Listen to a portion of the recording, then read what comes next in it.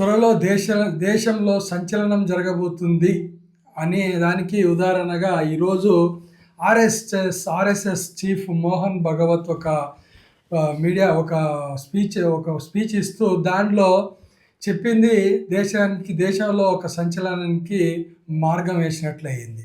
ఎందుకు చెప్పాల్సి వస్తుంది ఇట్లా అంటే, అతను మోహన్ భగవత్ మాట్లాడుతూ 75 సంవత్సరాలు వచ్చిన వాళ్ళ పని వృద్ధాప్యంలోకి వచ్చినట్లే ఇక వాళ్ళ దుకాణం బంద్ చేసుకొని ఇంకొకరికి కొత్త వాళ్ళకి ఇవ్వడం అనేది మంచిది అని ఆయన చెప్పిండు. इसका अर्थ जानता हो, 75 वर्ष की साल जब उड़ी जाती है तो उसका अर्थ ये होता है कि अब आपकी आयु हो गई, अब जरा बाजू हमको करने.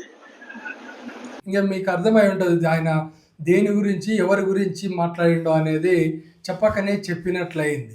అంటే ఇంకా ఈ వార్త నేషనల్ మీడియాలో, జాతీయ మీడియాలో సంచలనం కాలేదు, కానీ తొందరలోనే మీరు 24 గంటలు ఈ వార్త గురించి చర్చ జరుగుతుంది. మీరు చూస్తారు, కొంచెం సేపట్లో స్టార్ట్ అవుతుంది చర్చ. ఇంకా ఎందుకంటే ఆర్ఎస్ఎస్ చీఫ్ మాటల్లో చాలా సూక్ష్మం దాగి ఉంది. అది ఖచ్చితంగా ఆర్ఎస్ఎస్ని కాదని బీజేపీ ముందుకెళ్ళలేదు కాబట్టి ఖచ్చితంగా తొందరలోనే కొన్ని నిర్ణయాలు వెలువడేటువంటి అవకాశాలు ఉన్నాయి. అంటే మోడీ వారసుని తొందరలోనే ఎన్నుకుంటారని మనము ఆశించవచ్చు. ఎందుకంటే మోదీకి ఇంకా తొందరలోనే 75 సంవత్సరాలు దాటుతున్నాయి.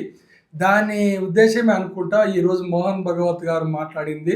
75 సంవత్సరాలు దాటిన వాళ్ళు విరమించుకొని రిటైర్మెంట్ ప్రకటించడం సొంతంగా మంచిది అని ఆయన ఒక సలహా ఇచ్చిండు. ఆ సలహాని మనము ఈజీగా తీసివేయలేము. ఖచ్చితంగా తొందరలోనే దేశంలో ఒక సంచలనం జరగబోతుంది.